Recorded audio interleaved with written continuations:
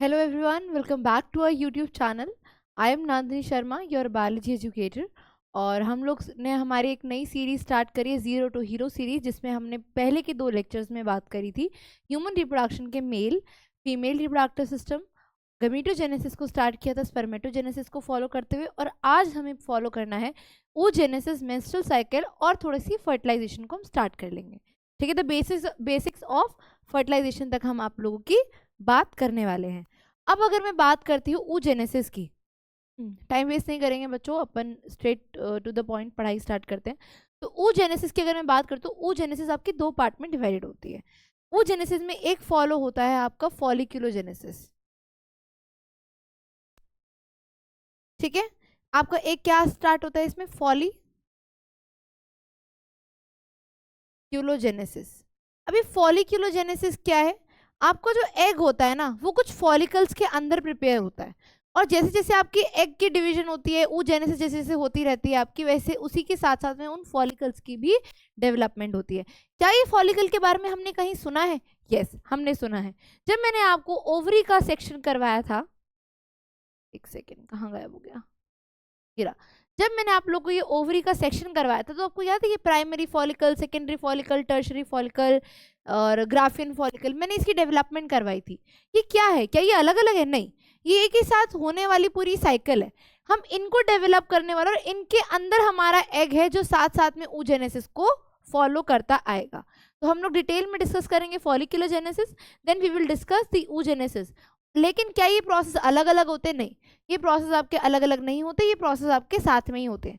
तो फॉलिक्यूलोजेनेसिस को स्टार्ट करती हूँ, तो मैं बताती हूँ आपको कि फॉलिक्यूलोजेनेसिस में आपके पास में एक तो सबसे पहले आता है प्राइमरी फॉलिकल। प्राइमरी फॉलिकल कैसा दिखता है आपका? अगर मैं बोलूँ कि प्राइमरी फॉलिकल की बात अगर मैं करूँ, तो प्राइमरी फॉलिकल आपका कैसा दिखता है? प्राइमरी फॉलिकल की बात करते हो, बीच में आपके पास में क्या प्रेजेंट होगा? आपके पास में प्रेजेंट होगा आपका एग। क्या मैं इसे एग बोलूंगी? नहीं, ये होता है आपका प्राइमरी oocyte। जब तक प्रॉपर आपका ओवम, ओवम नहीं बोल सकते हम इसे क्या बोलेंगे? प्राइमरी oocyte बोलेंगे। हम स्पर्मेटोजेनेसिस के अंदर स्पर्मेटोगोनिया बोलते थे, यहाँ पे oocyte बोल रहे हैं। ठीक है, तो ये आपका क्या है? ये आपका प्राइमरी oocyte है। This is your oocyte, primary oocyte। क्या ये oocyte ऐसे ही पड़ा रहेगा? नहीं, इस oocyte के अराउंड में आपको कुछ सेल्स देखने को मिलेंगे, और उन सेल्स को मैं बोलती हूँ ग्रैनुलोसा सेल्स। क्या बोलती हूँ? Granulosa cells. इस तरीके से कुछ सेल्स प्रेजेंट होंगे, और लेयर में प्रेजेंट होंगे, बहुत सारी लेयर्स इस सेल्स को प्रोटेक्ट कर रही होगी इस तरीके से। ठीक है, ये किस चीज के सेल्स हैं आपके? इन सेल्स को हम बोलते हैं ग्रैनुलोसा सेल्स। ये हैं आपके ग्रैनुलोसा सेल्स, ग्रैनुलोसा सेल्स।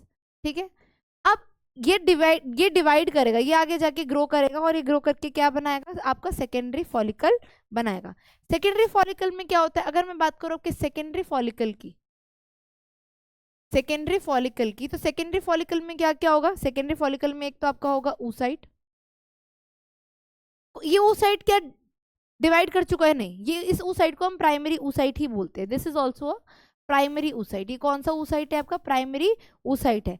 इसके अराउंड आपको क्या ग्रैनुलोसा सेल्स देखने को मिलेंगे? बिल्कुल, इसके अराउंड आपको ग्रैनुलोसा सेल्स देखने को मिलेंगे इस तरीके से। ये आपके ग्रैनुलोसा सेल्स हैं, ये रे, पूरा ग्रैनुलोसा सेल्स इसको घेर के बैठेगा। ये होते हैं आपके ग्रैनुलोसा सेल्स। लेकिन अब सेकेंडरी फॉलिकल में एक चेंज आता है, वो आता है आपका एक और सेल्स की एडिशन हो जाती है, वो होते हैं आपके थीका सेल्स। ठीक है, और क्या चेंज आएगा? आपके आपके थीका सेल्स में चेंज आएगा। यहाँ पे आपको क्या देखने को मिलेंगे? थीका सेल्स देखने को मिलेंगे इस तरीके से। These are theca cells. ये सब प्रोटेक्ट कर रहे हैं आपके oocyte को। ठीक है, ये आपके थीका सेल्स हैं। ये oocyte ग्रो भी तो कर रहा है ना, इसीलिए इसको प्रोटेक्शन की नीड है। These are your theca cells. ये हो गई बात आपकी सेकेंडरी फॉलिकल की। अब हम बात करते हैं आपके टर्शरी फॉलिकल की। टर्शरी फॉलिकल बहुत इजी है, फॉलिकुलोजेनेसिस कुछ है नहीं इसमें। मैं टर्शरी फॉलिकल की बात करती हूँ। तो टर्शरी फॉलिकल में क्या होता है?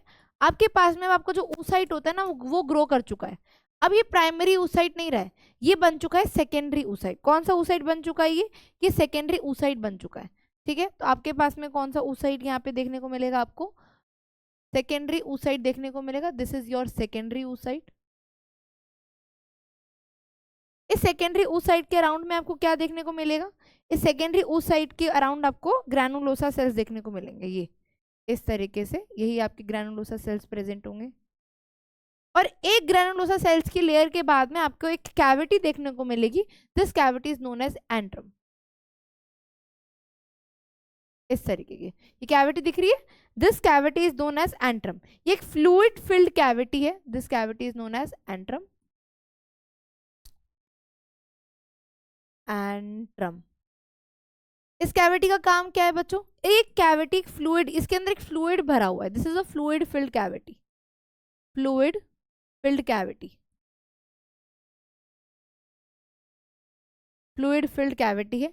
और ये काम, इसके अंदर एक फ्लूइड भरा हुआ मिलेगा, और उस फ्लूइड का काम क्या होता है, ये इसे हम बोलते हैं लिकर फॉलिकल। लिकर फॉलिकल क्यों बोल रहे हैं इसके अंदर, क्योंकि एक फ्लूइड भरा हुआ है, ठीक है, इसे हम लिकर फॉलिकल बोलते हैं, इसके अंदर फ्लूइड भरा हुआ होता है। और ये काम क्या करता है आपका, बेसिकली शॉक एब्जॉर्बर होता है, प्रोटेक्ट कर रहा है, नरिशमेंट प्रोटेक्शन, यही काम इनके। इनके कुछ काम आपको डिफाइन नहीं किए गए हैं प्रॉपर तरीके से, लेकिन इनके यही फंक्शन होते हैं, प्रोटेक्ट करेगा ये, और ये आपको उसमें नरिशमेंट वगैरह में हेल्प करेगा। क्या बस इतना ही होता है, नहीं, इसके अराउंड भी आपकी ग्रैनुलोसा जो सेल्स होते हैं ना, इसके अराउंड यहाँ पे ये इसके ऊपर बैठे होते हैं प्रोटेक्ट करने के लिए प्रॉपर।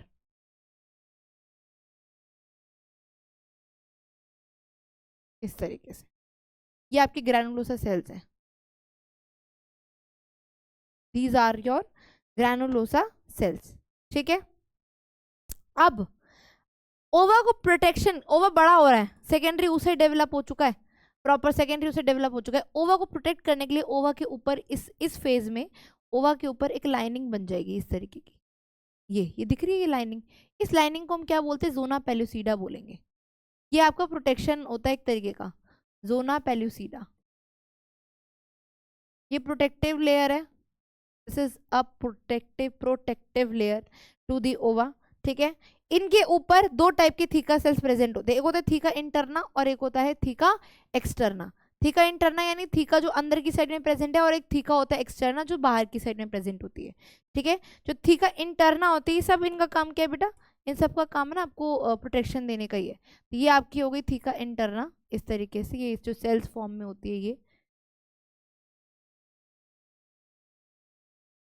ये this is your theca interna.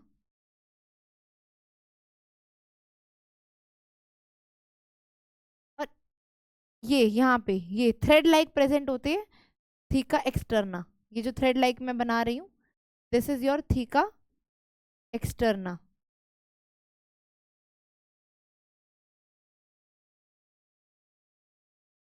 समझे।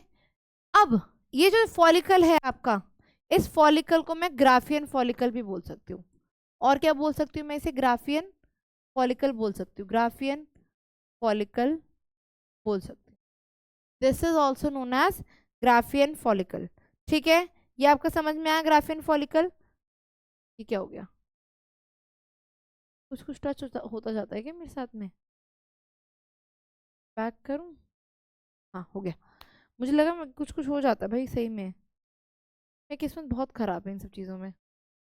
चलो, अब जैसे हमने कल रिजल्ट लिखा था, रिजल्ट हम यहाँ भी लिखेंगे, प्राइमरी फॉलिकल में कौन सा oocyte है, तो ये आपको पता होना चाहिए कि प्राइमरी फॉलिकल और सेकेंडरी फॉलिकल में आपके पास में प्राइमरी oocyte ही है, लेकिन आपका जो टर्शरी फॉलिकल है, ये टर्शरी फॉलिकल के अंदर आपके पास में सेकेंडरी oocyte होता है। समझे, समझे बच्चों, ठीक है। ये टर्शरी फॉलिकल को अपन ग्राफियन फॉलिकल भी बोलते हैं, लिख लेना, ये इजी लर्न हो जाएगा, ग्राफियन फॉलिकल। अब हम बात करते हैं आपकी मेन oogenesis की, ठीक है।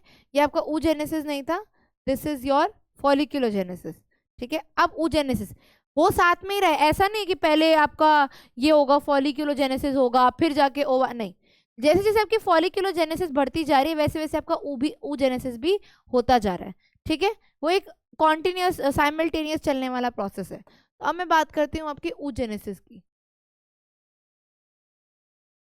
उसी तरीके से करेंगे जैसे हमने वहां किया था। ये स्टार्ट कब हुआ आपका, स्टार्टिंग कब हुई आपकी इसकी, एट प्यूबर्टी पे। देखो स्टार्टिंग प्यूबर्टी, देखो प्यूबर्टी के अंदर ये दिख के आता है, ठीक है, वो जेनेसिस के अंदर प्यूबर्टी के टाइम पे दिख के आता है। लेकिन क्या स्टार्टिंग इसकी तो प्यूबर्टी से ही होती है? जैसे मेल्स में क्या होता है, मेल्स के अंदर होता है कि स्पर्म जो होते हैं ना, टेस्टिस आपके पास बाय बर्थ प्रेजेंट है, लेकिन आपकी जो प्रोसेस होती है वो कब स्टार्ट होती है, आपकी आपकी प्यूबर्टी पे स्टार्ट होती है। क्या सेम प्रोसेस यहाँ पे फॉलो अप हो रहा है? नहीं, this is not correct. Same process आपको यहाँ फॉलो अप नहीं हो रहा है। आपका वूम में जब मदर की वूम में एक गर्ल है, second month of gestation period से ये प्रोसेस स्टार्ट हो जाता है। पूछ रहे हो second month of gestation period से, ठीक है। तो यहाँ पे कब स्टार्ट हो जाता है आपका, second month gestation period, second month of gestation period में स्टार्ट हो जाता है, ठीक है। यानी एम्ब्रियोनिक एज पे, कौन सी एज पे, एम्ब्रियोनिक, नीचे लिख देती हूँ, ज्यादा आगे बढ़ा के लिखूंगी फिर वही दिक्कत आएगी। एम्ब्रियोनिक एज पे। अब एम्ब्रियोनिक एज पे स्टार्ट हो जाती है, इसकी लोकेशन कहाँ है, वेयर इज दी लोकेशन, होती कहाँ है ये, लोकेशन की बात हो रही है, लोकेशन है, लोकेशन होती कहाँ पे, ये बच्चों ओवरी में होती है, ये फीमेल की ओवरी में होगा, फीमेल की ओवरी में ये होगा। ये मेरे इसकी वजह से टच होके हो रहा है, ठीक है। अनइक्वल होगी, जरूरी नहीं है कि आपके 2 से 4, 4 से 8 ये बने, ये अनइक्वल रहेगी। ये आपका जो प्रोसेस है ये आपका कैसा रहेगा, ये अनइक्वल रहेगा और डिसकॉन्टिन्यूअस रहेगा, डिसकॉन्टिन्यूअस रहेगा। डिसकॉन्टिन्यूअस का मतलब क्या हो गया बच्चों, डिसकॉन्टिन्यूअस का मतलब हो गया जैसे मान लो अब सेकेंड मंथ ऑफ जेस्टेशन पे स्टार्ट हो गई है या, लेकिन पैदा होते ही उसके एग्स बनने स्टार्ट हो जाएंगे, एग्स लूज होना स्टार्ट हो जाएंगे, नहीं नहीं ऐसा नहीं होता है। जब वो पैदा होगी ना उसके बाद में ये अरेस्ट हो जाएगी, एक स्टेज पे आके ये अरेस्ट हो जाएगी, ठीक है, रुक जाएगी एक स्टेज पे, पॉज बटन दबा लेगी। फिर जब एज आएगी, प्यूबर्टी आएगी तो रिप्ले कर लेगी, तो डिसकॉन्टिन्यूअस है, कॉन्टिन्यूअस वे में नहीं हो रही, डिसकॉन्टिन्यूअस। मेल्स में एक बार स्टार्ट हो गई तो फिर उनके एंड मरने तक चलती रहती है, ऐसा नहीं होता। फीमेल में पॉज बटन होता है, ठीक है, तो पॉज बटन होता है। अब क्या होता है, क्या बाय बर्थ मान लो आपके पास के अंदर इतने एग्स बर्थ से पहले थे, मम्मी के जब वूम में थी लड़की तब इतने एग्स, 6 लाख स्पर्म, 6 लाख ओवा प्रेजेंट थे, ओ साइड प्रेजेंट थे। अब क्या उतने ही आपके बाय बर्थ रहेंगे, क्या उतने ही आपकी प्यूबर्टी पे रहेंगे एक एक करके, नहीं ऐसा नहीं होता है। आपके पास में ये डिग्रेडेशन होती है। जैसे मैं इसको अलग पेन से लिख देती हूँ। बिफोर बर्थ अगर मैं बात करूं आपके, बिफोर बर्थ, बर्थ से पहले की, एक हो गया आफ्टर बर्थ और एक हो गया आपके पास में प्यूबर्टी पे, ठीक है। ये 3 केस आपके पास में हो गए। मान लो आपके पास में जब बर्थ के पास में आपके पास में कितने एग्स है, 6 लाख एग्स है, लेकिन जब बर्थ होगा बच्चे का, जब जन्म होगा तो सिर्फ आपके पास में 1.5 लाख बच जाएंगे। देखो कितना लॉस हो गया, कितने एग्स की लॉस हो गई, 6 लाख थे 1.5 लाख बचा है। और जब प्यूबर्टी आते आते ये 60 से 80 हजार के फॉर्म में पहुंच जाता है ये आंकड़ा आपका, ठीक है, 60 से 80 हजार के पास पहुंच जाता है। इसे हम बोलते हैं डी जनरेशन ऑफ फॉलिकल या फिर फॉलिकुलर अट्रेशिया। इसको हम क्या बोलते हैं, इसको हम क्या बोलेंगे बच्चों, इसको हम क्या बोलेंगे, व्हाट इज नोन एज, ये होता है D generation of follicle, D generation of follicle या फिर फॉलिकुलर एट्रेशिया।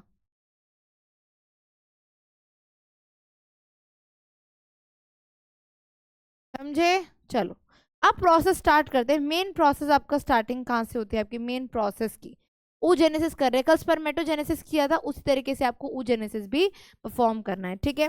अगर मैं बात करूँ स्पर्मेटोजेनेसिस करने के लिए मुझे सबसे पहले क्या लाना पड़ा था, स्पर्मेटोगोनिया लाना पड़ा था, उसी तरीके से मैं क्या लेके आऊंगी, आपका ऊगोनिया लेके आऊंगी। तो सबसे पहले हमारी स्टार्टिंग कहाँ से होगी बच्चों, ऊगोनिया से होगी, दिस इज योर ऊगोनिया, ठीक है। ये आपका oogonia है। एक ये oogonia का प्लॉइडी लेवल कितना रहेगा, स्टार्टिंग से डिप्लॉइड रहेगा। डिवाइड करें ना, अभी हमने डिवीजन करी नहीं है, मल्टीप्लिकेशन ग्रोथ फेज, ये डिवाइड करेंगे। तो बिफोर बर्थ ये सब कब चल रहा है, कि आपका बिफोर बर्थ चल रहा है, अभी बर्थ हुआ नहीं है बच्चे का, अभी ये सब बिफोर बर्थ चल रहा है,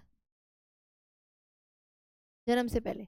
आपका oogonia है, oogonia आपका माइटोसिस करेगा। कौन सा प्रोसेस फॉलो करेगा, ये आपको करेगा माइटोसिस। माइटोसिस हुई, माइटोसिस से आपके पास में दो चीजें बनी। एक आपके पास में बना प्राइमरी, ये प्राइमरी oocyte बन गया, ठीक है। माइटोसिस से आपने क्या बना लिया, प्राइमरी oocyte बना लिया। This is your primary oocyte। Mitosis से क्या आपका प्लॉइडी लेवल चेंज होगा, क्या माइटोसिस से आपका प्लॉइडी लेवल चेंज होगा, नहीं। माइटोसिस से आपका प्लॉइडी लेवल चेंज नहीं होने वाला। माइटोसिस अगर आपकी 2n से स्टार्ट हुई है तो ये 2n ही रहेगा, आपका प्लॉइडी लेवल आपका 2n रहेगा। लेकिन प्राइमरी oocyte बनाते ही जैसे ही आप मेयोसिस 1 स्टार्ट करोगे, अभी क्या करा है मैंने, मेयोसिस 1 स्टार्ट नहीं करी है, अब मैं क्या करूँ, मैं मेयोसिस 1 स्टार्ट कर रही हूँ, मेयोसिस 1 में स्टार्ट कर रही हूँ। तो मेयोसिस 1 के अंदर जब मैंने आपको सेल साइकिल सेल डिवीजन के एमसीक्यू सीरीज कराई थी, तब मैंने आपको बताया था कि मेयोसिस 1 के अंदर फेज आए पी मैट, पी मैट, ठीक है। इस प्रो फेज के भी फेजेस आते हैं, लता जरा पानी दे दो, ठीक है। ये आपके फेजेस आ गए। अब मेयोसिस 1 के अंदर जब मेयोसिस 1 स्टार्ट हुई है तो स्टार्ट होते ही अरेस्ट हो गई, इट इज अरेस्टेड। ये आपकी अरेस्ट हो गई है, इट इज अरेस्टेड। और अरेस्ट कौन सी स्टेज पे हुई है, पहले आपकी मेयोसिस किस पे अरेस्ट हुई है, डिप्लोटीन स्टेज के ऊपर, ठीक है। Arrested eight diplotene stage, diplotene stage इन प्रोफेज 1। जब प्रोफेज 1 आपका चल रहा था, मेयोसिस 1 था, प्रोफेज 1 आपका चल रहा था, तो आपका डिप्लोटीन स्टेज के ऊपर ये अरेस्ट हो गई। इसको बताने का, इसको समझाने का पर्पस बच्चों यही था, ठीक है। अब बच्ची खेलेगी कूदेगी मस्त आराम से, अपना अपना बचपन एंजॉय करेगी, चाइल्ड फिर बचपने में रहेगी। उसके बाद में आएगी उसकी प्यूबर्टी की जिंदगी, प्यूबर्टी हिट करेगी। अभी बीच में क्या चल रहा है, उसका चाइल्डहुड चल रहा है, दिस इज चाइल्डहुड। ये पीरियड कौन सा है, चाइल्डहुड, ये पीरियड रहा है चाइल्डहुड। अब क्या होगा, जन्म लेके बड़ी हो गई, अब आएगा एट प्यूबर्टी। अब आपकी आ गई है प्यूबर्टी, प्यूबर्टी। प्यूबर्टी जब हिट करेगी तो जो आपकी स्टेज अरेस्ट हो गई थी, इसको ये आपकी फॉलो अप होगी। ये आपकी स्टेज अरेस्ट हो गई थी, this stage was been arrested. जब ये अरेस्ट हो गई थी तो ये कंप्लीट करेगी अपनी स्टेज को, और क्या बना लेगी, सेकेंडरी oocyte, सेकेंडरी oocyte और primary polar body. This is your secondary oocyte, secondary oocyte बना लेगी, ठीक है। अब मेयोसिस 1 हो चुकी है बच्चों, देखो प्लॉइडी लेवल 2n था, मेयोसिस 1 हो चुकी है, तो यहाँ पे n आ जाएगा, इसका प्लॉइडी लेवल n हो जाएगा, और ये आपकी फर्स्ट पोलर बॉडी बन जाएगी। यहाँ पे ये क्या बनी है, फर्स्ट पोलर बॉडी। अनइक्वल है, ये कोई आपका एग वैग नहीं है, ये आपका अनइक्वल है, पोलर बॉडी बनी है सिर्फ, ठीक है। अब क्या होगी, मेयोसिस 2 होगी, ये मेयोसिस 2 करवाने की कोशिश करेंगे, ठीक है। अब ये क्या हो रही है, आपकी मेयोसिस 2 हो रही है, दिस इज योर मेयोसिस 2, ठीक है। अरे 2 ऐसे नहीं, ऐसे मेयोसिस 2 आपकी माइटोसिस जैसी होती है, ठीक है। तो मेयोसिस 2 जब होगी, ये फिर अरेस्ट हो जाएगी, ये भी अरेस्ट हो जाएगी, फिर से अरेस्ट यानी रुक जाएगी, पॉज बटन ले लेगी। अरेस्ट एट मेटाफेज 2, ये किसके ऊपर अरेस्ट होती है, आपकी मेटाफेज पे अरेस्ट हो जाती है, मेटाफेज 2। और जितने भी एग्स होते हैं वो आपके वेस्ट जाते रहते हैं सेकेंडरी oocyte बन के। ये अरेस्ट क्यों होती है, अरेस्ट इसलिए होती है कि ये जब कंप्लीट होगी, जब आपका स्पर्म होगा। अब एक बात बताओ, बच्चों को प्यूबर्टी आ जाती है 14-15 साल तक, ठीक है, 14-15 साल तक प्यूबर्टी आ जाती है। ये 14-15 साल की एज में स्पर्म मिल जाएगा, नहीं ना, उसकी भी एक सर्टेन एज होती है, when you hit 25, when you hit 24, when you hit 23, ये इसकी भी एक एज होती है। जब आप इस एज को फॉलो अप करोगे तभी तो स्पर्म आएगा। अब स्पर्म यहाँ पे ये तो बन गया, जब स्पर्म आएगा, व्हेन स्पर्म कम्स, मान लो यहाँ स्पर्म आ गया, तो ये आपकी जो मेटाफेज 2 थी ये कंप्लीट होगी और ये आगे जाके आपका एग बना लेगा। Now this is egg. अब ये आपका एग कहलाएगा, एग या फिर ओवम आप इसे अब बोल सकते हो, ठीक है। और साथ में ये क्या निकाल देगा, अपनी सेकेंड पोलर बॉडी भी निकाल देगा। This is your second polar body. Polar body का कुछ नहीं होता, ये डीजनरेट हो जाती है आगे जाके, ठीक है। पोलर बॉडी का कोई फंक्शन नहीं होता, ये डीजनरेट हो जाती है। इसे आप ओवम, एग, ठीक है, ऊटिड, ऊटिड भी बोल सकते हो, ठीक है। प्लॉइडी लेवल कितना रहेगा इसका, प्लॉइडी लेवल रहेगा आपका n, ठीक है। समझे बच्चों। अगर मैं रिजल्ट की बात करूं, अगर मैं आपके रिजल्ट की बात करूं, ले लेते हैं यहाँ से। अगर मैं आप बच्चों आप लोग के रिजल्ट की बात करूं, यहाँ पे रिजल्ट बन के आया, तो वहां पे आपका 4 स्पर्म बन रहे थे प्राइमरी से, है ना। यहाँ पे मैं देख लेती हूँ प्राइमरी oocyte ले लेती हूँ मैं, यहाँ पे भी मैं यहाँ पे ले लेती हूँ प्राइमरी, एक सेकेंड, मैं यहाँ पे आपका प्राइमरी oocyte ले लेती हूँ। तो प्राइमरी oocyte से क्या आपके पास में कितने एग बन रहे हैं, एक ही एग बनेगा, ओनली 1 एग, ठीक है। सेकेंडरी oocyte से, सेकेंडरी oocyte से क्या ज्यादा बन रहे हैं, नहीं, सेकेंडरी oocyte से भी ज्यादा नहीं बन रहे, सेकेंडरी oocyte से भी आपका एक ही एग बन रहा है।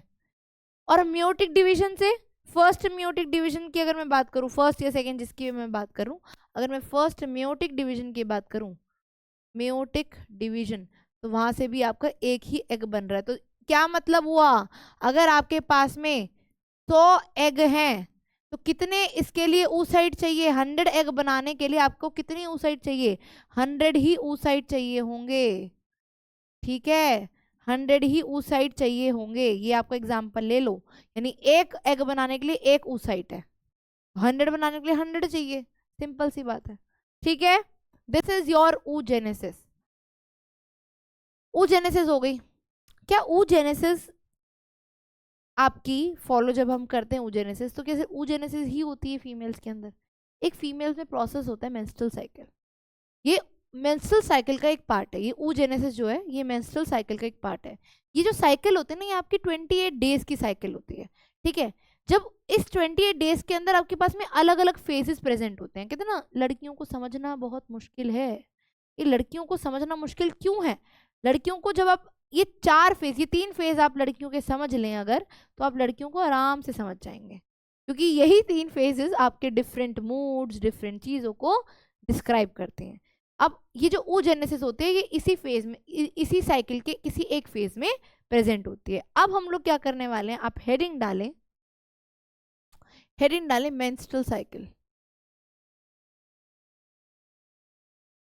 ठीक है। मेंस्ट्रुअल साइकिल,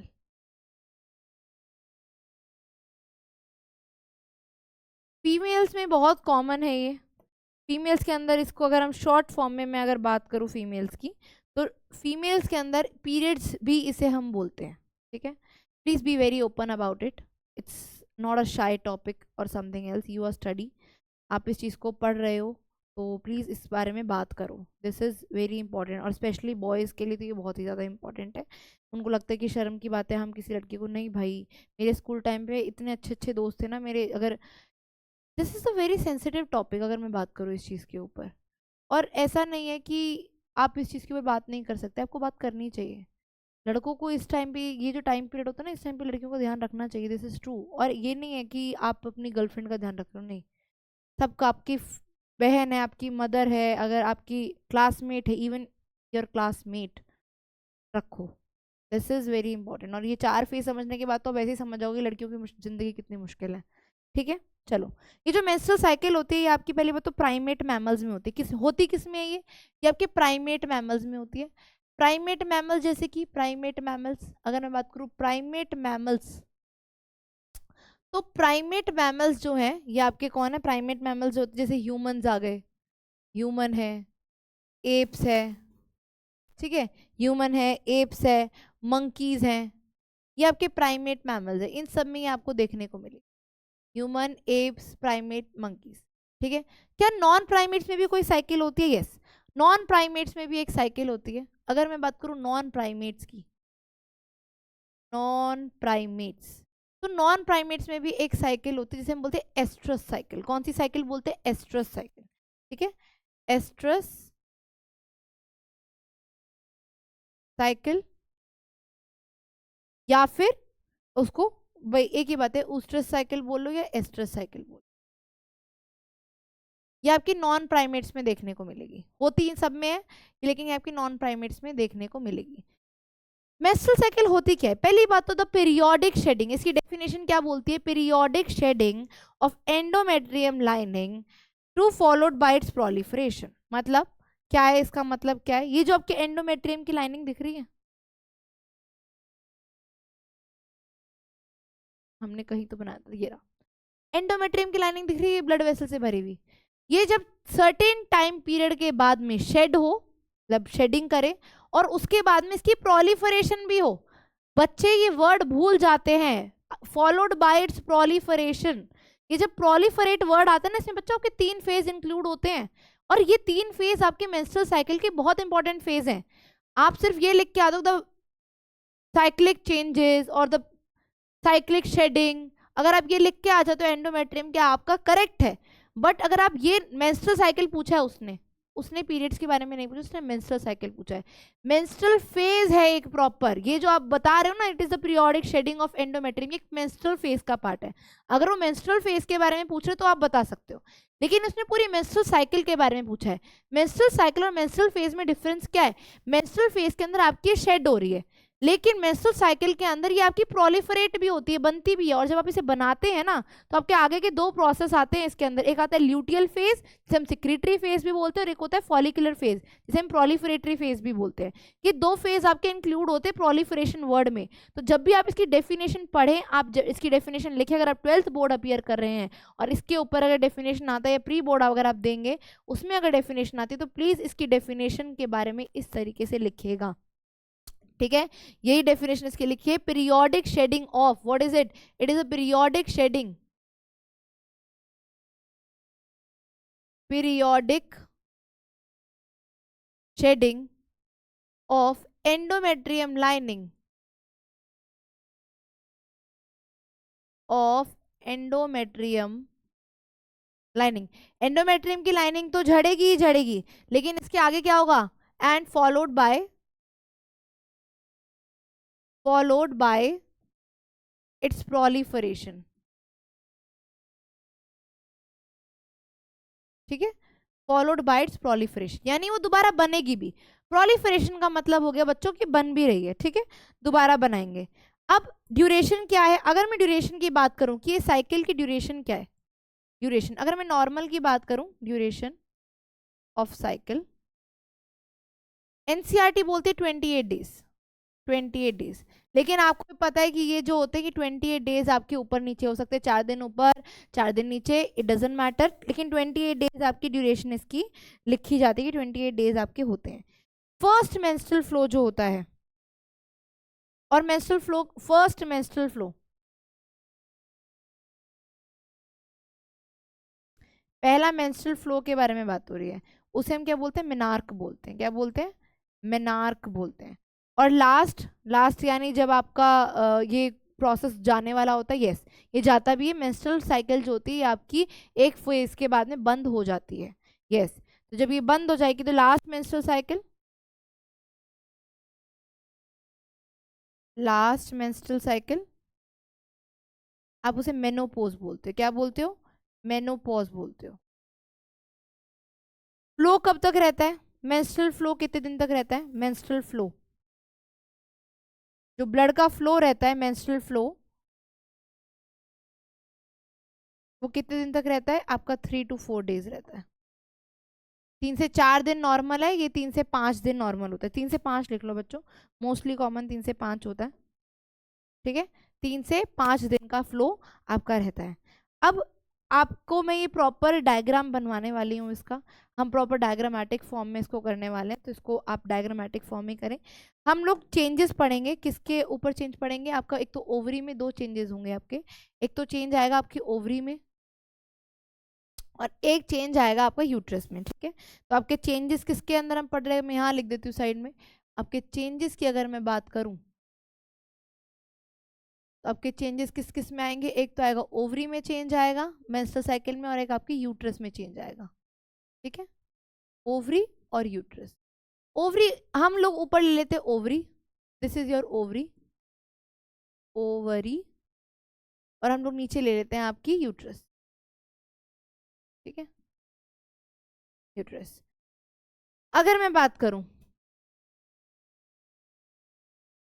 कर लेती हूँ यहाँ पे, तो मुझे ऊपर हॉर्मोन्स भी लिखने हैं।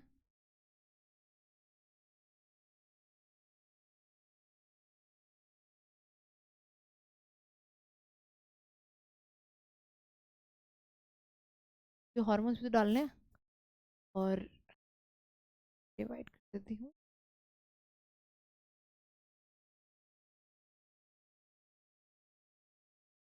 स्ट्रेट आई है, अब देख लेना, स्ट्रेट लाइन तो बोर्ड पे खींचनी पॉसिबल नहीं है, बट ठीक है। तो ये है आपका। अब यूट्रस में क्या चेंज आएगा, पहले हम यूट्रस प्रॉपर पूरा यूट्रस पढ़ लेते हैं। यूट्रस के अंदर हम लोग स्टार्टिंग आपकी कहाँ से होगी, आपकी मेंस्ट्रुअल फेज से आपकी स्टार्टिंग हुई, यानी हम ये सपोज कर रहे हैं कि फीमेल के पीरियड्स चल रहे हैं। अब पीरियड्स चल रहे हैं तो जो आपके एंडोमेट्रियम की लाइनिंग है वो शेड होगी। तो सबसे पहले हम ये सपोज कर लेते हैं कि आपकी जो एंडोमेट्रियम की लाइनिंग है वो शेड हो रही है, this is the shedding phase, ठीक है। तो ये आपकी कौन सा फेज आ गया, आपका मेंस्ट्रुअल फेज आ गया, मेंस्ट्रुअल फेज ये आपका आ गया, ठीक है। मेंस्ट्रुअल फेज अब कितने दिन से रहता है आपका, 3 से 5 दिन का आपका मेंस्ट्रुअल फेज रहेगा, ठीक है। 3 to 5 डेज का आपका मेंस्ट्रुअल ये, और मैं दिन भी लिख देती हूँ, चलो 1 से 5 लिख लेते हैं यहाँ पे, 1 से 5, ये 5 दिन आपके मेंस्ट्रुअल फेज में रहे। अब क्या होगा, मेंस्ट्रुअल फेज के बाद में क्या होगा, आपकी प्रोलिफरेशन ग्रो करेगी, ये दिख रहा है, एंडोमेट्रियम की लाइनिंग प्रॉपर ग्रो करेगी और एक स्टेज पे आके कांस्टेंट हो जाएगी, एक स्टेज पे आके पूरी कांस्टेंट हो जाएगी, बढ़ एकदम ऐसे पूरी भर जाएगी और कांस्टेंट हो जाएगी, इसमें प्रॉपर ऐसे ब्लड वेसल्स ऐसे भर जाएंगे इसके,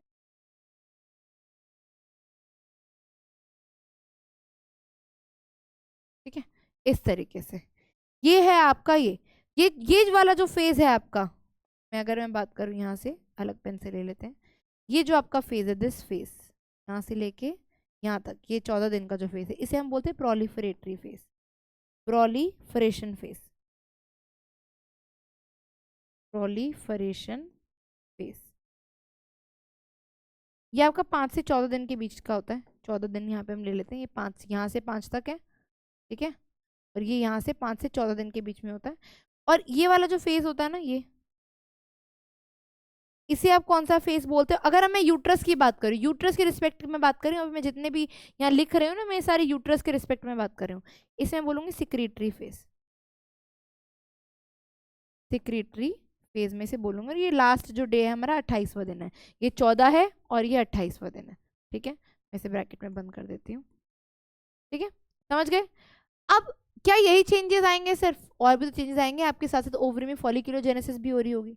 तो अब क्या होगी, आपके ओवरी के अंदर साथ साथ क्या चल रहा है, आपके ओवरी में आपका प्राइमरी फॉलिकल बना, फिर आपका सेकेंडरी फॉलिकल बना, इसमें आपका oocyte है, ये आपका सेकेंडरी फॉलिकल है, फिर आपका टर्शरी फॉलिकल बना, आपका टर्शरी फॉलिकल बना, ठीक है, this is a tertiary follicle. ये टर्शरी फॉलिकल आपका ग्राफियन फॉलिकल भी है, लेकिन 14 दिन आते आते, यहाँ पे 14वें दिन तक आते आते आपके पास में एक सिचुएशन आ जाएगी जब आपका जो oocyte है, ये जो ओवा था आपका, ये जो oocyte है, ये बाहर निकल जाएगा, ये स्टेप आउट कर जाएगा, और ये आपके एज इट इज के एज इट इज रह जाएंगे अंदर, ठीक है। इस प्रोसेस को, ये जो प्रोसेस है आपका, इस प्रोसेस को हम बोलते हैं ओव्यूलेशन। ये प्रोसेस क्या कहलाता है आपका, ओव्यूलेशन। ये प्रोसेस ओव्यूलेशन, और ये 14वें दिन तक आते आते होता है, 14 दिन के आसपास होता है, 14 दिन से 2 दिन आगे, 14 दिन से 2 दिन बाद में, तो ये 14वें दिन पे होगा आपका। ये बची हुई जो बॉडी होती है आपकी किस में डेवलप हो जाती है, कॉर्पस ल्यूटियम में। ये कॉर्पस ल्यूटियम में बनता है, सबसे पहले येलो बॉडी होती है कॉर्पस ल्यूटियम आपकी, और बाद में जाके आपकी कॉर्पस एल्बिकन्स में, तो ये आपकी व्हाइट बॉडी होती है कॉर्पस एल्बिकन्स में डेवलप हो जाती है, ठीक है। दिख रहा है आपको, ये चेंजेस आए आपके किसके अंदर, ये चेंजेस आए आपके ओवरी के अंदर। अब मैं हॉर्मोन्स की बात करती हूँ।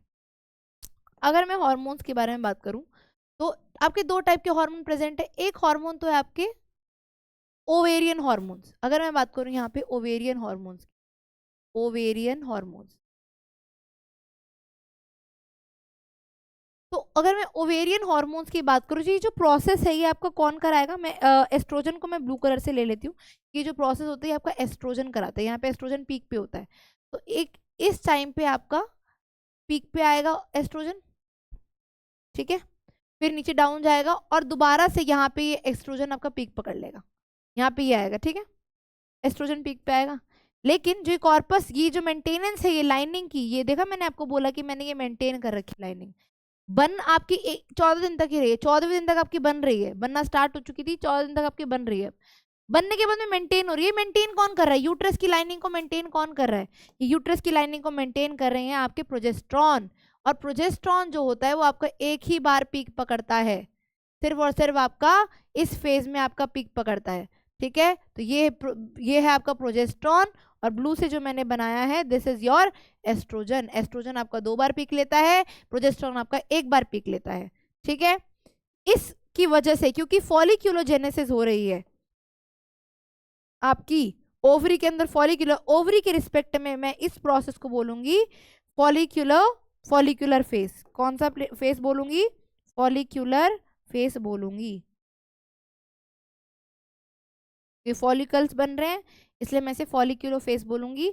और इसके बाद में इसके आगे का जो फेस में कॉर्पस ल्यूटियम बन रहे तो मैं इसे ल्यूटियल फेस बोलूंगी, ल्यूटियल फेज मैं इसे बोलूंगी, ठीक है। तो ओवरी के रिस्पेक्ट में मैंने इन्हें ये बोला और यूट्रस के रिस्पेक्ट में मैंने इनको ये वाले नाम दे दिए। बट क्या सिर्फ यही दो हार्मोन्स काम आएंगे आपके? नहीं, ये 2 हार्मोन नहीं होते आपके, 2 और हार्मोन्स होते हैं। अगर मैं हार्मोन्स की बात करूँ, FSH और LH, जब हम हार्मोन रेगुलेशन पढ़ेंगे तब उसमें आएगा। लेकिन FSH और LH जो होते हैं ना, ये भी आपके पीक पकड़ते हैं। ये जब आपकी, मैं इसको, ये आपका इस तरीके से बनाया होता है, ये 14वें दिन पे आके आपकी पीक पकड़ते हैं।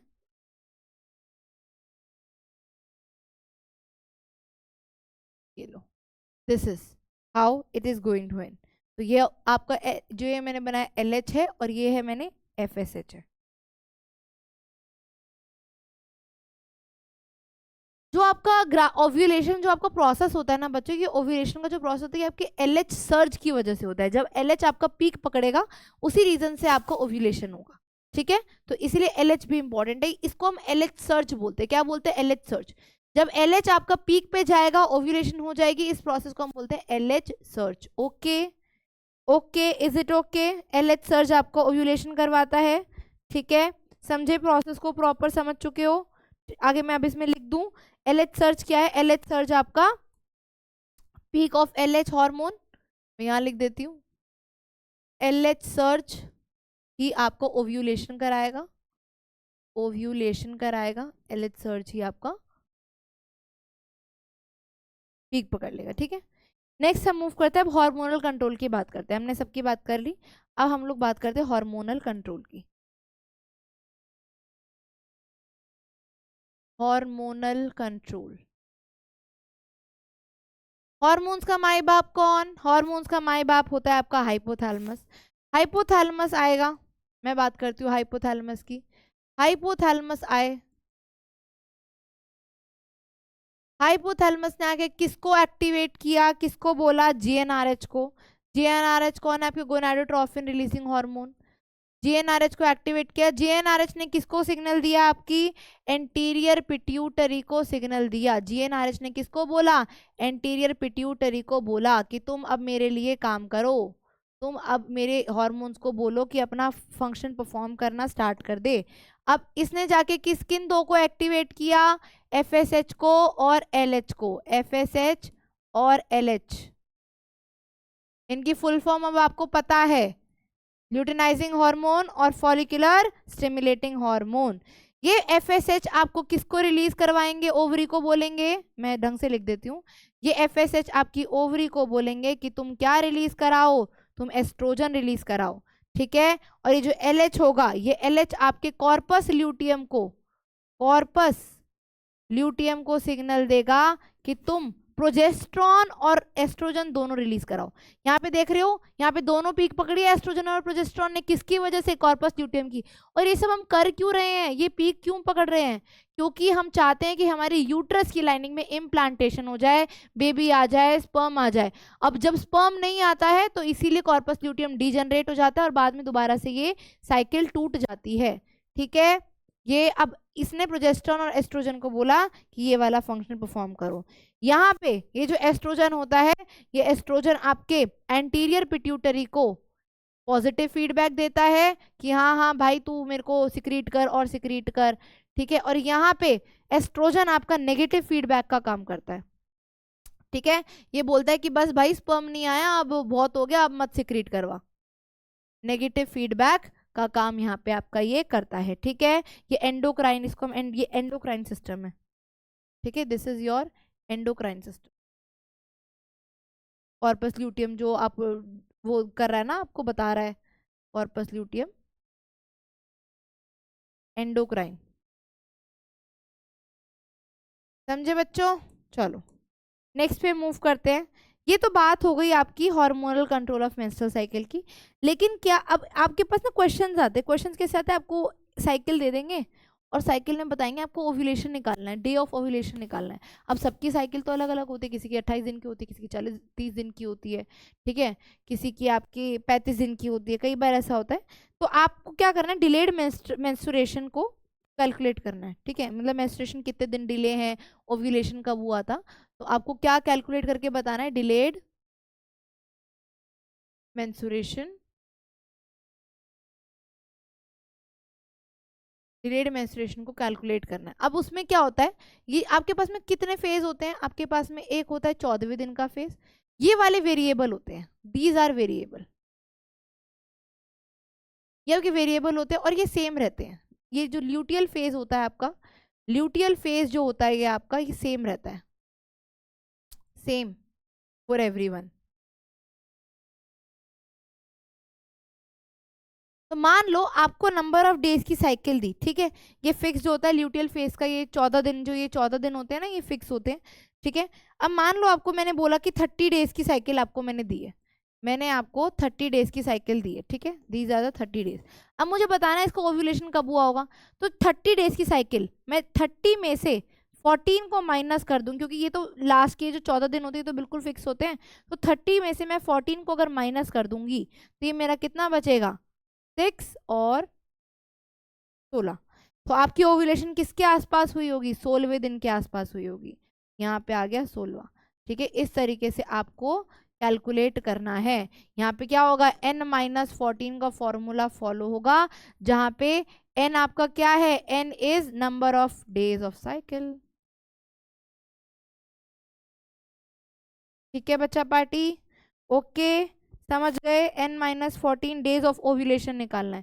ठीक है, ये किसका फॉर्मूला है? आपका डेज ऑफ ओव्यूलेशन का फॉर्मूला है। डेज ऑफ ओव्यूलेशन इंपॉर्टेंट है, डेज ऑफ ओव्यूलेशन। ठीक है, ओके। अगर मान लो मेंस्ट्रुएशन नहीं हुआ, कई कई फीमेल्स को होता है ना मेंस्ट्रुएशन बंद हो जाते हैं, और ये तो बहुत आजकल की जो लाइफ है उसके अकॉर्डिंग तो बहुत कॉमन है कि पीरियड्स आना बंद हो गए हैं, 2-2 महीने 3-3 महीने से पीरियड्स आ रहे हैं। तो क्या होता है, क्या होता है पीरियड में, इसी पेज पे लिख दो, इसको कितना वो बनाऊंगी, क्या होता है?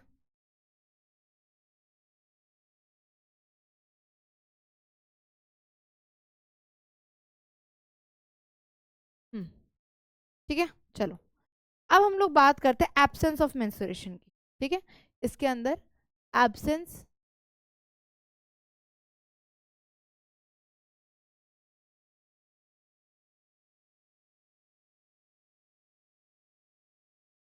Absence of menstruation. अगर किसी फीमेल को मेंस्ट्रुएशन नहीं हो रहे हैं, पीरियड्स नहीं आ रहे हैं, इस कंडीशन को हम क्या बोलते हैं? एमनियोरिया बोलते हैं। क्या बोलते हैं? एमनियोरिया, एमनियोरिया। इस कंडीशन को हम बोलते हैं एमनियोरिया, और इसके दो रीजन हो सकते हैं। ठीक है, इसके दो रीजन हो सकते हैं। पहले रीजन को हम बोलते हैं प्राइमरी रीजन। ठीक है, आपका प्राइमरी रीजन क्या हो सकता है? प्राइमरी रीजन का मतलब सबसे पहला रीजन जो हम कंसल्ट करते हैं कि पीरियड्स नहीं आ रहे हैं तो क्यों नहीं आ रहे हैं, तो प्राइमरी रीजन क्या होता है? और एक होता है आपके पास में सेकेंडरी रीजन। सेकेंडरी रीजन, ठीक है। प्राइमरी रीजन सब लोग क्या कंसिडर करते हैं कि आप बोलोगे मुझे पीरियड्स नहीं आ रहे हैं, if the female is married then वो क्या करते हैं, वो पूछते हैं प्रेगनेंसी टेस्ट करते हैं। तो प्रेगनेंसी और लैक्टेशन, और जब लैक्टेशन जब मदर ब्रेस्ट फीडिंग पे होती है तब ये दो प्राइमरी रीजन माने जाते हैं। तो प्रेगनेंसी और लैक्टेशन, लैक्टेशन यानी ब्रेस्ट फीडिंग, बेबी को ब्रेस्ट फीडिंग करवाती है ना मदर, अगर उस टाइम पे उसके प्रोसेस के बीच में नहीं ऐसा हो रहा है तो तभी प्राइमरी रीजन माना जाता है। सेकेंडरी आपके बहुत सारे रीजन हो सकता है, स्ट्रेस हो सकता है, कोई भी स्ट्रेस हो जाएगा, ट्रॉमा हो जाएगा तो आपका जल्दी आगे पीछे हो सकते हैं पीरियड, स्ट्रेस, ट्रॉमा, हॉर्मोन्स अगर इम्बैलेंस हो गए हैं, हार्मोनल इम्बैलेंस हो गए हैं, ठीक है, हार्मोनल इम्बैलेंस हो गए हैं। और क्या रीजन हो सकता है आपको, पीसीओएस है, पीसीओएस है, पीसीओडी है, बहुत कॉमन है ये, this is very common now days, this is very common बच्चों, वेरी कॉमन। मतलब मैंने इतने लोगों को इस टॉपिक पे बात करते हुए देखा है कि आपकी पीसीओएस सीरीज, पीसीओडी सीरीज मुझे बहुत कॉमन है। और मैं बताऊँ ना, ये बहुत अनहेल्दी लाइफस्टाइल को फॉलो करने की वजह से हो सकता है, या कुछ और एबनॉर्मेलिटी हो सकती है, सम अदर एबनॉर्मेलिटी, एबनॉर्मेलिटी कुछ दूसरी भी एबनॉर्मेलिटीज हो सकती है, समझे, समझे बच्चों, ठीक है। एक एग्जाम्पल मैं आपको होमवर्क में देती हूँ, वो एग्जाम्पल आप मुझे होमवर्क में करके लाके देंगे, या रहने दूँ अभी, अभी तो सिर्फ आप इस पे क्वेश्चंस प्रैक्टिस कर लो, रहने देते हैं होमवर्क अभी। बाकी अब स्टार्ट करते फर्टिलाइजेशन से। फर्टिलाइजेशन के बारे में मैं थोड़ा बेसिक आज स्टार्ट कर लेते हैं फर्टिलाइजेशन का, बाकी फिर नेक्स्ट क्लास में मैं आगे फर्टिलाइजेशन करवाऊंगी आपको, ठीक है। नेक्स्ट आज बेसिक स्टार्ट कर लेते हैं, तो फर्टिलाइजेशन,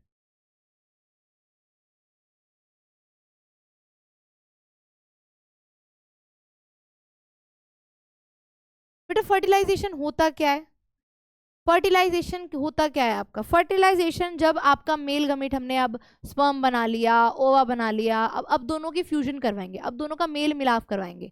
अब मेल मिलाप वाले जो प्रोसेस को हम क्या बोलते हैं, फर्टिलाइजेशन बोलते हैं। तो it is what, it is a fusion of male and female gamete, fertilization is what, fusion of male and female gamete, male और फीमेल गमीट की जो फ्यूजन है इसे हम बोलते हैं फर्टिलाइजेशन। इसके लिए एक कंडीशन अप्लाई होती है, एक कंडीशन लगती है बच्चों, एक कंडीशन अप्लाई होती है इसके लिए। वो कंडीशन क्या होती है कि फ्यूजन, ये प्रोसेस तभी ही होगा जब मेल का स्पर्म और ओवा एक ही टाइम पे साइट ऑफ फर्टिलाइजेशन पे, यानी फर्टिलाइजेशन की एक जगह है, जब स्पर्म और ओवा एक ही टाइम पे उस जगह पे होंगे ये तभी प्रोसेस हो सकता है, वरना ये प्रोसेस नहीं होगा। और इसीलिए सारे इंटरकोर्स, सारे ये जो प्रोसेस है ये अनसक्सेसफुल जाता है कई बार, सारे फर्टिलाइजेशन, सारे इंटरकोर्स आपके फर्टिलाइजेशन पे नहीं जाते, each and every intercourse is not proceed by the fertilization. यही एक रीजन है, both male and female gamete should reach, क्या बोल रहा है ये, अरे यार,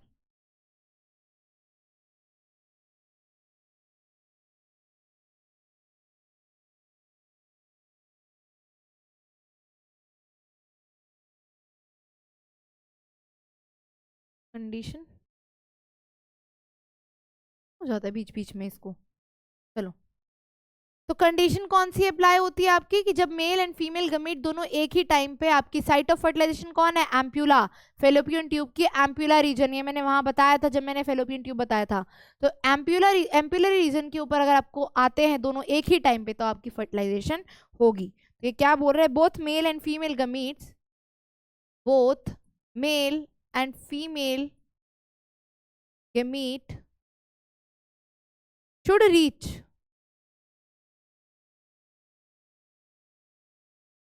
reach at the site of fertilization,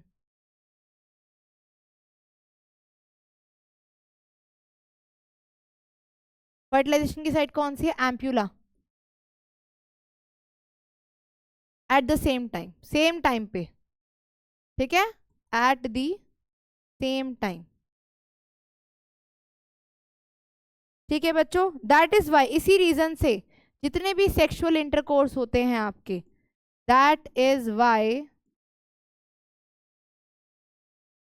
all sexual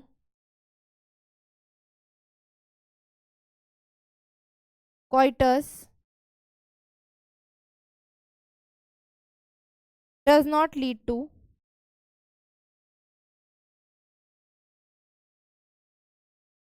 pregnancy.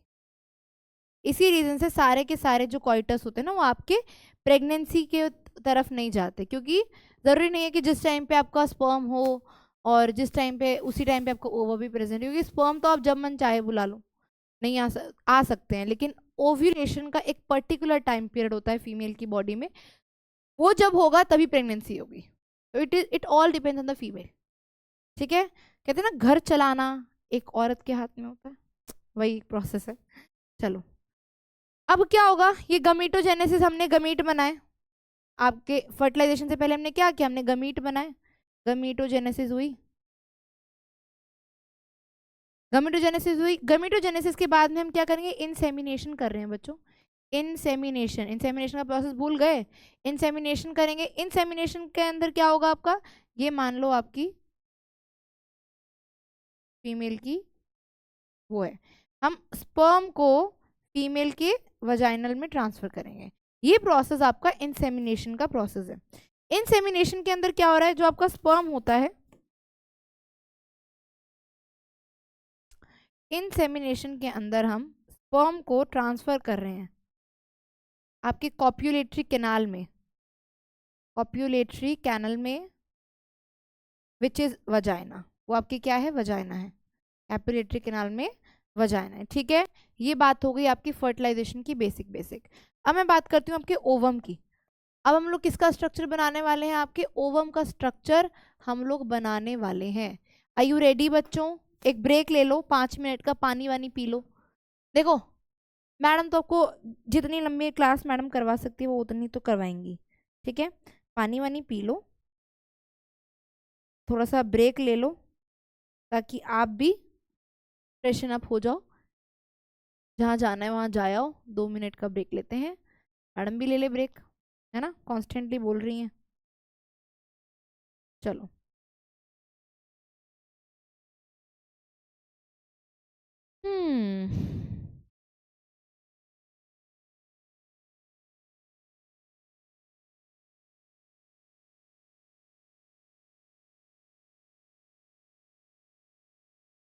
बनाए, चलो अब बनाते हैं। पूरा पेज खाली, मतलब पूरा तो नहीं लेकिन आधा पेज खाली रखना, पूरा लग जाएगा इसमें, ठीक है। तो इसके अंदर आपके पास में क्या होता है, आपके पास में ओवम होता है, ठीक है, ओवम ओवर ओवर प्रेजेंट होगा इसके बीच के अंदर, ये आपकी क्या होगी, प्लाज्मा मेम्ब्रेन होगी, किसी भी सेल की क्या होगी, प्लाज्मा मेम्ब्रेन होगी। पहले पूरा बना लेते फिर लेबल कर लेंगे, अब बना लो मेरे साथ साथ में, ठीक है।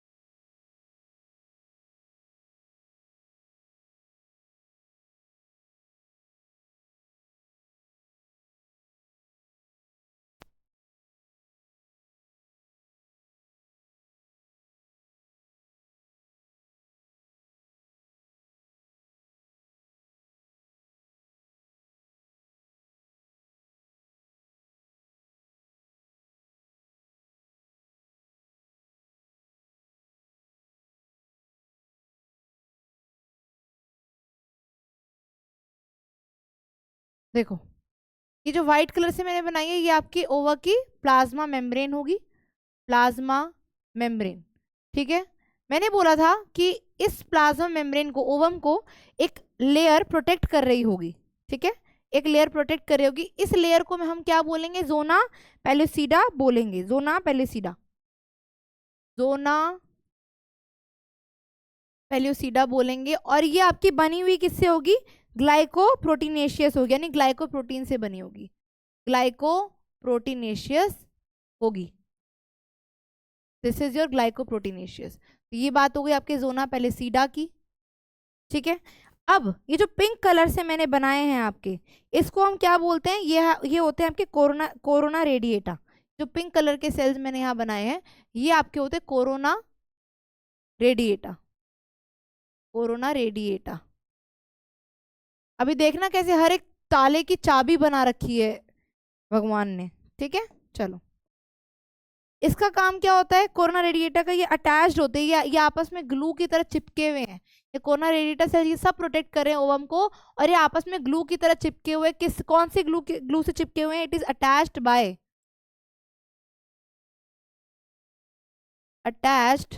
बाय हाई एल्यूरोनिक एसिड, ये आपकी हाई एल्यूरोनिक एसिड के साथ में अटैच्ड है। ठीक है, ये जो व्हाइट व्हाइट से मैंने बनाया हुआ है, ये है आपका nucleus, this is your nucleus, nucleus present होगा ना, न्यूक्लियस है। ये रेड से जो मैंने यहाँ बनाया है, मैं माइटोकॉन्ड्रिया है वैसे तो ये, बट इसको मैं माइटोकॉन्ड्रिया की शेप दे लेती हूँ। देखो ये है आपका mitochondria, this is your mitochondria, mitochondria. आपके पास है माइटोकॉन्ड्रिया, एनर्जी भी तो चाहिए। ये जो सेल्स होते हैं आपके, अननोन फंक्शन है बट प्रेजेंट होते हैं, इनको हम बोलते हैं कॉर्टिकल ग्रैनुल्स। क्या बोलते हैं, कॉर्टिकल, ये जो ग्रीन से बनाए हुए हैं मैंने, कॉर्टिकल ग्रैन्यूल्स। ठीक है, ठीक है, और ये जो स्पेस होता है, दिस स्पेस, ये जो जोना पेलिसिडा के बीच में जो स्पेस प्रेजेंट है, इसे हम बोलते हैं पेरीविटेलाइन स्पेस। क्या बोलते हैं, पेरीविटेलाइन स्पेस, इसे हम बोलेंगे पेरीविटेलाइन स्पेस, इसे हम बोलेंगे। समझ गए बच्चों। जोना पेलिसिडा क्या होता है ना, जब ओवम आता है, अब बहुत सारे स्पर्म देखो ट्राई कर रहे हैं, लेकिन एक ही स्पर्म पहुंच पाएगा, एक ही स्पर्म। क्यों, क्योंकि जोना पेलिसिडा अपने अंदर ऐसे चेंजेस कर देगी कि सीमेंटेड बन जाएगी। अभी बहुत सॉफ्ट है, लेकिन जैसे स्पर्म आएगा फिर सीमेंटेड हो जाएगी, पूरी एकदम जम जाएगी अच्छे तरीके से, ताकि बाकी सारे स्पर्म ना ये एंटर ना कर पाए। बाकी सारे स्पर्म अगर एंटर कर जाएंगे तो पॉलीस्पर्मी हो जाएगा। ऐसे केस में तो ये आगे जाके फर्टिलाइजेशन होगी ही नहीं, लेकिन पॉलीस्पर्मी हो जाएगा। तो आपको पॉलीस्पर्मी का मतलब पता होना जरूरी है। तो पॉलीस्पर्मी का मतलब क्या होता है, पॉलीस्पर्मी, अगर मैं बोलूँ पॉलीस्पर्मी, तो पॉलीस्पर्मी में क्या होता है, आपके पास में मल्टीपल स्पर्म्स की एंट्री हो जाती है, मल्टीपल स्पर्म्स की एंट्री हो जाएगी। बेटा खुद दिमाग लगाओ, अगर बहुत सारे स्पर्म्स एंट्री में मार गए हैं, अगर बहुत सारे स्पर्म्स अगर एंट्री ले लेंगे तो प्लॉइडी लेवल कितना चला जाएगा, और क्या इतने प्लॉइडी लेवल पे ह्यूमन बीइंग का वो हो सकता है बेबी, थोड़ा तो कॉमन सेंस लगाओ, है ना, इतना तो कॉमन सेंस लगाओ। तो यहाँ तक हमने आज कर लिया है। नेक्स्ट अब इसकी एक लास्ट क्लास और लगेगी आपकी, जिसके अंदर हम आपका जो फर्टिलाइजेशन का बाकी बचा पार्ट है, इम्प्लांटेशन है, जेस्टेशन है और पार्चुरेशन है, हमें 4 छोटे छोटे टॉपिक बचे हैं। इन छोटे छोटे टॉपिक को कंप्लीट करते हुए हम हमारा पूरा लेक्चर टेक्स्ट क्लास में खत्म कर देंगे, और इसी साथ हमारा first chapter of zero to hero series खत्म हो जाएगा। बच्चों आपको एक चीज ध्यान रखनी है, आपको घर जाके इसकी एनसीईआरटी रीडिंग, नोट्स की रिवीजन और इसके क्वेश्चंस लगाने ही लगाने हैं। मतलब जितने दिन मैंने आपको पढ़ाया, आपको डेली इनके क्वेश्चंस लगाने थे। 100 क्वेश्चन आपको प्रैक्टिस करने थे कम से कम पर चैप्टर। तो मैं आपको गोल डेली डेली याद दिला रही हूँ। मैंने आपको बोलता है डेली रिविजन इंक्लूड करनी है, तो डेली रिविजन आपकी इस तरीके से इंक्लूड होगी। और सिर्फ आज का रिवाइज नहीं करना, जो मैंने पहले वाली क्लास में पढ़ाया था वो भी रिवाइज करना है, ठीक है। ओके, मिलते हैं अपन नेक्स्ट क्लास के अंदर। वीडियो को लाइक कर देना, सब्सक्राइब कर देना और कमेंट करके जाना। मुझे कमेंट करके जाते हो, मुझे समझ में आता है आपको कितना समझ में आ रहा है, मुझे अपने कंटेंट में क्या क्या एडिशन करने की नीड है, क्या मुझे मेरी स्पीच में मुझे एडिशन करने की नीड है। आप जो बोलते हो मैं उस पर वर्क ऑन करती हूँ, और मैं सारे कमेंट्स रीड करती हूँ। आपको नहीं पता चलता, लेकिन मैं सबका कमेंट लाइक भी करती हूँ। इवन जो एक लाइक दिखता है ना, वो समझ लो मेरा है, ठीक है, तो सबका एक कमेंट लाइक भी होता है और मैं सारे कमेंट्स पढ़ती भी हूँ। तो ध्यान रहे, आप कमेंट्स करें, आप बेल आइकन को प्रेस करें, सब्सक्राइब कर लें चैनल को, ताकि मेरी आगे वाली जो वीडियोस है वो आपको पता चलती रहे। ठीक है, ओके बच्चों, बाय बाय, टेक केयर, ध्यान रखना अपना और पढ़ लेना।